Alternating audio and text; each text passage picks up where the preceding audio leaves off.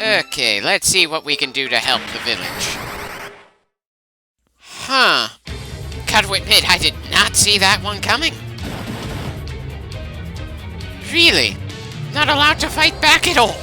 Considering the obscene amount of crap we've done just to get this far into the game, that's a bit bullshit that 4 random guys can just grab us that easily. Seriously. Ugh. I know it's a bare-bones basic story, but come on, at least let us try to fight back.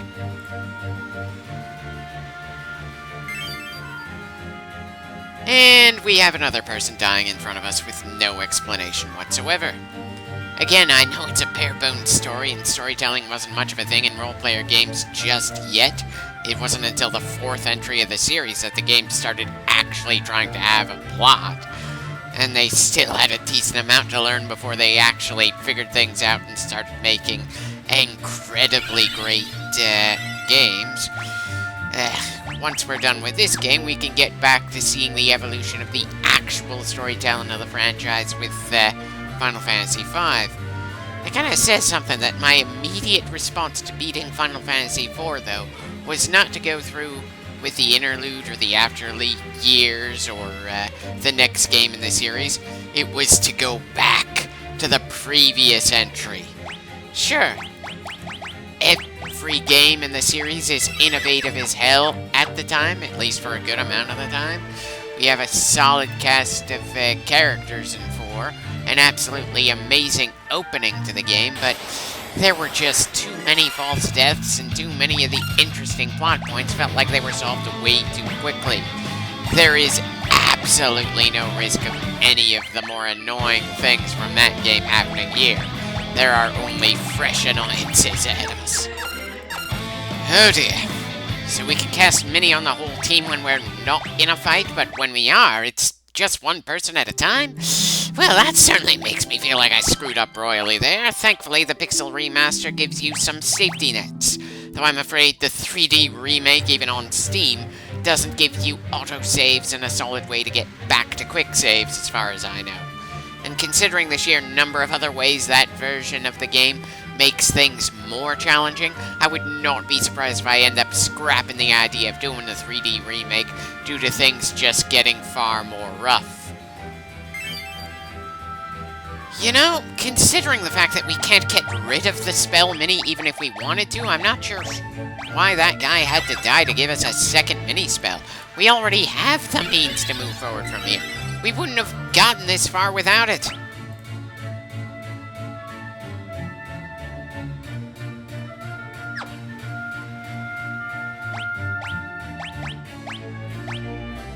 Yeah, let's try to be our proper size before we fight this guy this time.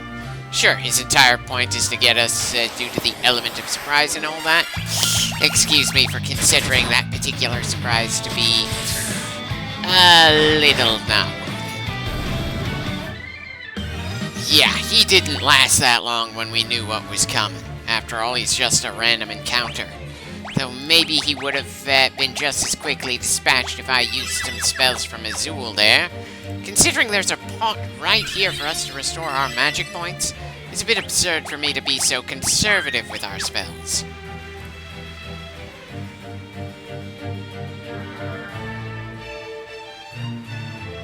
Oh, so it's not the holes in the wall that need to use Minnie, or at least not the ones I walk through from side to side. I was really under the impression that there was a way for us to walk into absolutely every cell on this floor.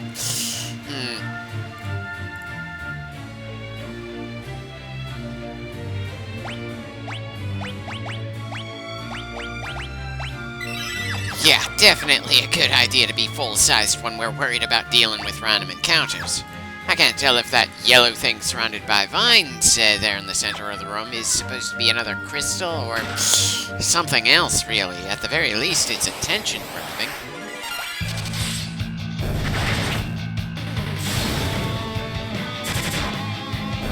So, we've got demons and undead in this place. Not that a floating fortress makes me think of demons and the undead. I I swear, it's like a large chunk of the monsters in this game were just haphazardly thrown into various areas for the sake of filling them with monsters. Not that anyone at any stage of things actually sat back and thought things through. Well, okay, they had enough presence of mind to make sure that the enemies we fought weren't obscenely overpowered at the point when we ran into them. So far, it feels like they did a reasonable job of making sure the game was properly balanced. But again, the enemies that we run into in any given dungeon don't really feel like they fit the theme of their respective area. Seriously, I was expecting monsters that would have looked more plant-like in here. The guy is bending the forces of nature to his will, so let me see more of a sense of nature-based hostiles. Hell, I would have settled for birds, squirrels, and large insects. I know, it's not that big of a thing to complain about, but still. Yeesh. Just a little more thematic with the dungeons around here, please.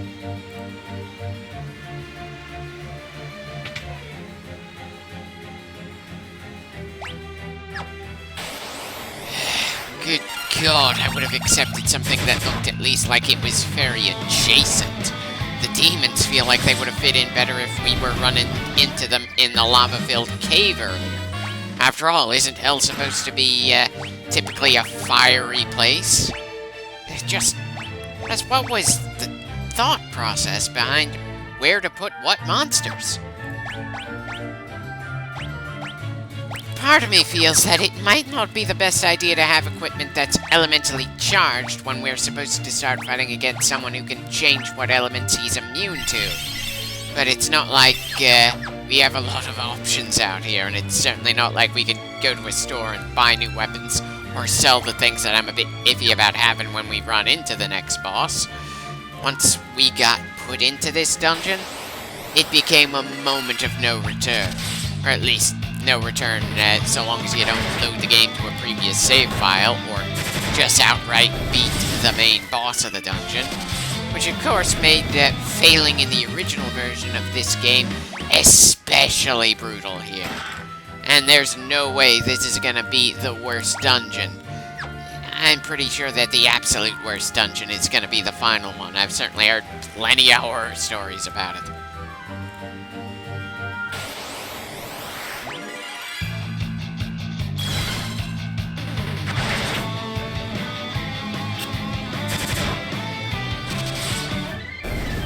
Should I ask what that stair did to Azul? Because I didn't see any actual damage occurring there, and I don't see any status effects. Hell, the only damage he has is from before that fight.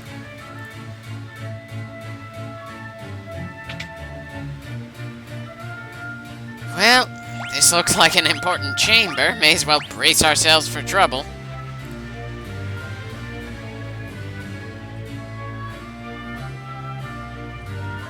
Not really seeing any fountain in here, Hane.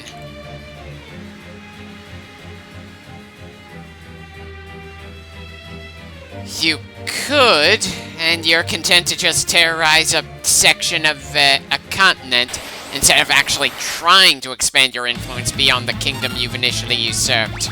So excuse me for not having all that much respect for you despite your power. I'm sorry, I only just noticed that the guy is a skeleton. Why the hell didn't anybody warn us that the guy we're here to stop is nothing but bones, not a speck of flesh on him?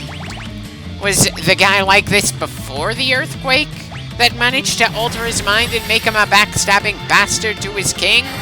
Or did this happen after the earthquake? Because I just don't see how the king could have considered this a trustworthy face if the guy lost his face at some point. Yeah. I also can't help feeling annoyed that this guy looks like an undead, but the game won't treat him like an undead in terms of his weaknesses.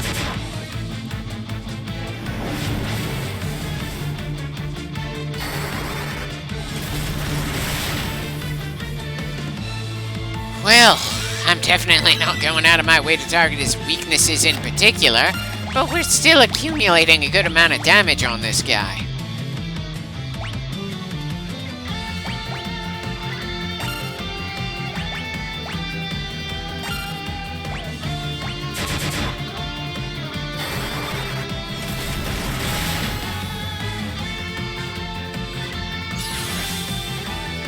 I somehow doubt that ice is going to hit him quite as hard in the next turn. Thankfully, Azul knows more than just ice spells, and we can experiment until we find the right spell to hurt him more. I'm certainly not feeling in any kind of hurry at the moment.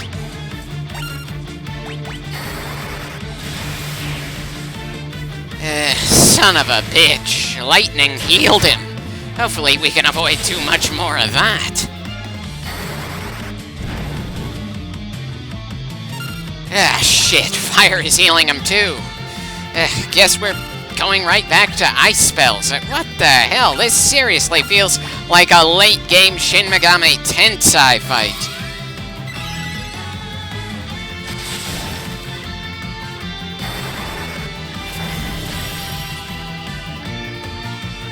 Yeah, ice is still hurting him. A bit surprising. I would have thought he'd be trying to become immune to that in particular, considering our first few spells, but apparently that would make too much sense.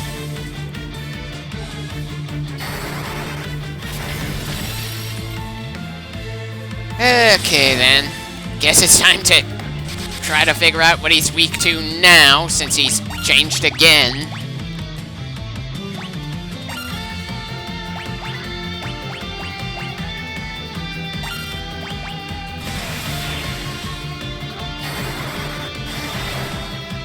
Right, still not lightning. At least we're causing more damage than we're unintentionally healing.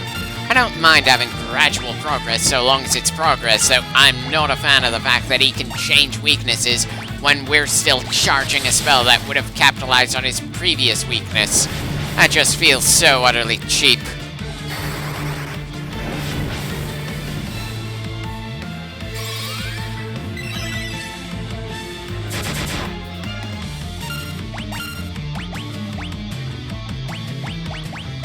And now we're completely out of the stronger elemental spells. Now we're just down to the basics. And we still have no clue how much more this guy can take. And he's changing again.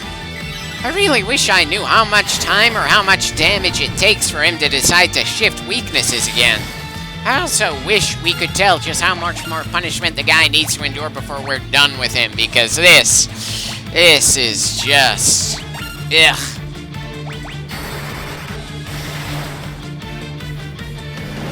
Right. Clearly we still need more than that. Excuse me for getting worried since we're running out of magical charges in general. We can't exactly keep this up all day. And clearly, magic is doing a lot more damage than our physical attacks. Bloody hell. The Final Fantasy series didn't start having an actual MP system until Final Fantasy IV, the game we just left. Though I suppose the fact that I LP'd through the PSP version of Final Fantasy I might have let me forget about that fact. It's honestly funny, some of the things that you take for granted until you look back at how things used to be before that was implemented.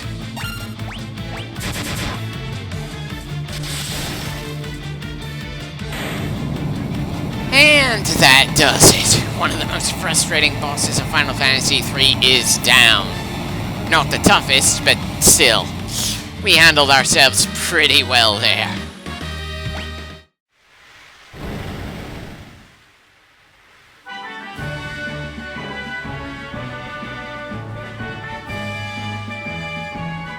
This would probably be more interesting if we had voice acting in this game.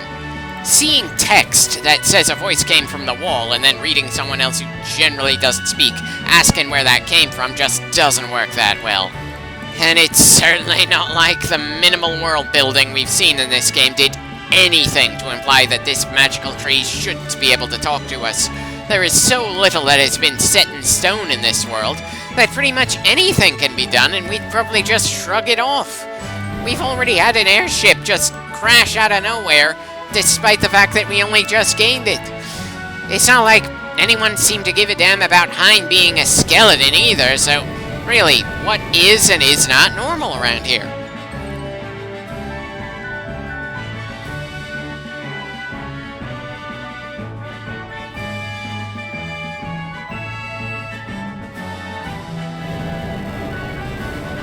Okay, so the floating tree is finally setting down on the ground.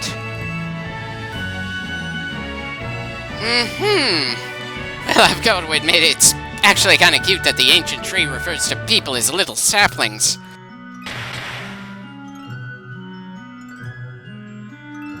Are we allowed to actually see the elder tree sitting around in this forest now?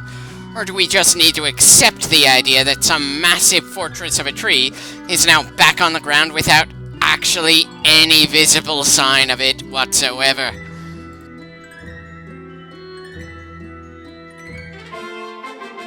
I'm sure that's going to be useful somehow, but it certainly doesn't feel all that obvious to me.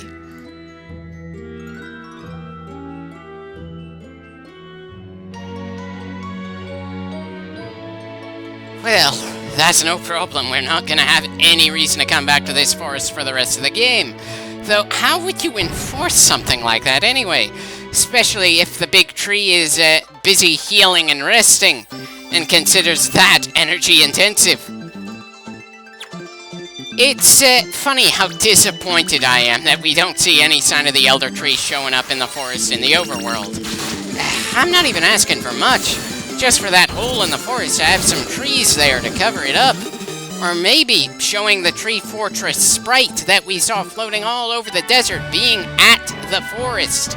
It shouldn't be that difficult to pull off. Anyway, pretty sure I'm gonna spend the rest of the clip seeing the reactions in the town and in the castle.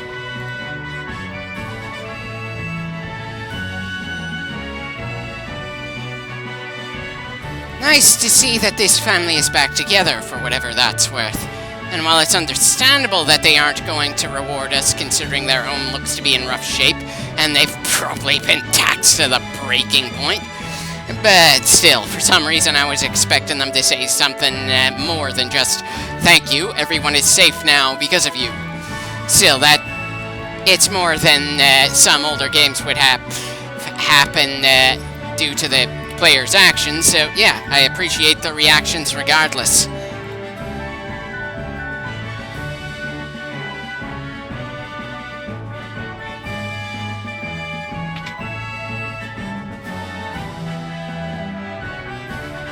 Well, you won't ever have to pay that debt, because we're not all that likely to come back in this direction once we're done checking out what everyone's doing. Just like there's no reason for us to go back to the starting town where our heroes were born and raised. There's nothing for the player to do there, even if the characters we're working with still have loved ones in their hometown.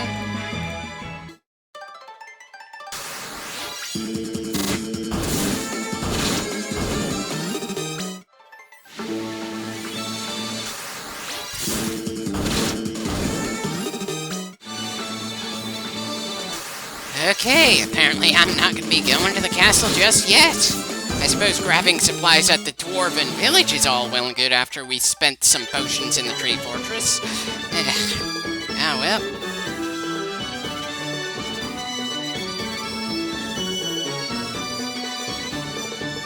Yeah, these guys don't have anything fresh to say. Not even sure why I bothered checking, but I suppose it doesn't hurt to check sometimes. Wonder when it is that I ended up first gaining that little habit in role-player games.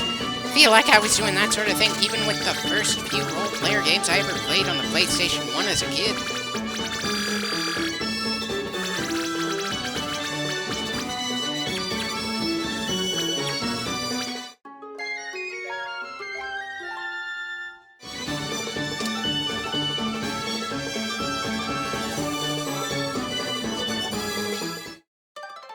Right, back to the ship. Time to head to the castle and see what the place has for us now that it's populated. At the very least, we're finally going to gain whatever it is that the king has that will let us make another airship. And apparently that's going to open things up enough for us to finally leave this massive interconnected continent altogether and see the actual world map.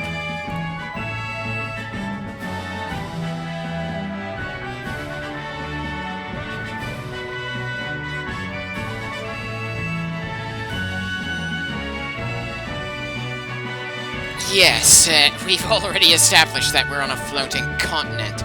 It's certainly an interesting way to block us off from the majority of the world while still giving us a boat to imply we've gotten more freedom than we actually do.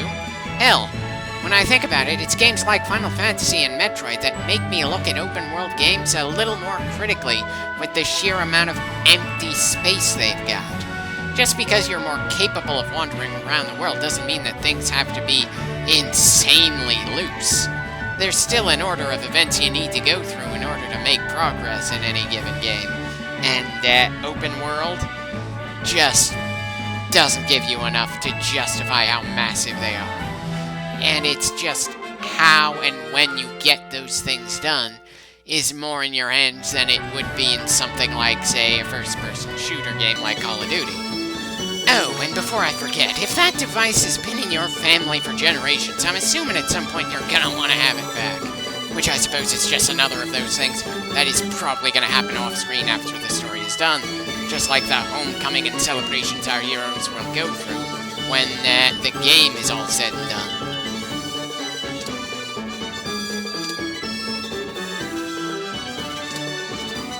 Ah, hello there. Wasn't really expecting anyone to be at that table. Though I certainly do like the fact that checking just to be sure gave us something unexpected. I somehow doubt we're actually going to use the 2 elixirs we just gained. At least not unless things in the final battle of the game turn out to be incredibly brutal. Still, it's nice to have the safety net, even if in-universe that sort of thing always feels a bit ridiculous. From a gamer's perspective, it makes sense to hold off on using any of the especially high-end healing items until the finale. Because until the finale, you still have time to level up, gain more equipment, get stronger, blah blah blah. But once you've made it to the final boss, you're essentially saying to the game that you're damn sure you're as prepared as you're gonna get. There is nothing more you can do other than try to survive the final fight of the story. But in-universe, it's gotta be a certain kind of psychosis to not use an especially amazing healing item, even as you're getting absolutely mangled over and over again. You've got a miracle cure in your pocket, why the hell wouldn't you use it?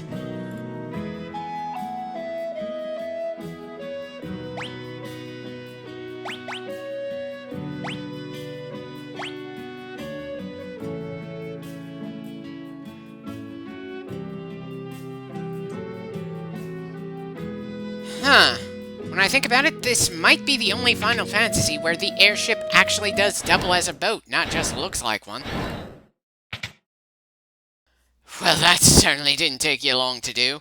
Not that I was expecting a montage, but I was at least expecting a fade to black, since I'm sure that making a boat into something that can fly is a bit of a complicated process. But I suppose that would have been a bit too much to ask from a game this old. By the way, how the hell can you be called an expert airship craftsman when there are so few airships in existence at this point? The only airship we're ever gonna see in the sky is the one that we're currently flying. I don't think anyone else in the world has any dedicated facilities for something like this.